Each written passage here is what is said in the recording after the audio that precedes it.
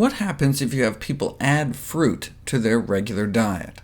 3 apples or 3 pears a day as snacks between meals on top of whatever else they were eating.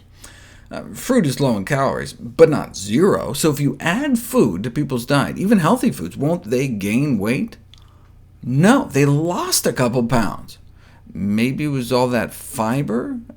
If you remember, we learned our gut bacteria can create anti-obesity compounds from fiber. That's why they also had a cookie group. 3 apples, 3 pears, or 3 cookies with enough oats in them to have about the same amount of fiber as the fruit. Despite the fiber, adding cookies to one's diet does not lead to weight loss.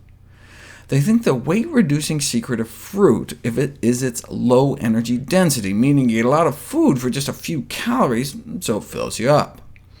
Energy density is a relatively new concept that has been identified as an important factor in body weight control in both adults and in children and adolescents. Energy density is defined as the amount of calories per unit weight of a food or beverage. Water, for example, provides a significant amount of weight without adding calories. Fiber, too. Thus, foods high in fiber and water are generally lower in energy density. On the other hand, because dietary fat provides the greatest amount of calories per weight, foods high in fat are generally high in energy density. The CDC offers some examples. High-energy density foods are like bacon, lots of calories in a small package. A medium energy density food is like a bagel, and a low-density food typified by fruits and vegetables. In general, the lower the better, with 2 exceptions. Soda is heavy. So heavy that by energy density it looks less harmful than it is, and nuts have so much fat they appear less healthy than they are. Otherwise, though, the science supports a relationship between energy density and body weight, such that consuming diets lower in energy density may be an effective strategy for weight control. This is because people tend to eat a consistent weight of food, so when there's less calories per pound, calorie intake is reduced.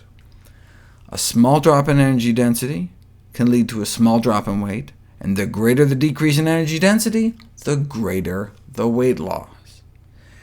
Energy density can be reduced in a variety of ways, such as the addition of fruits and vegetables to recipes, or by lowering the fat or sugar content.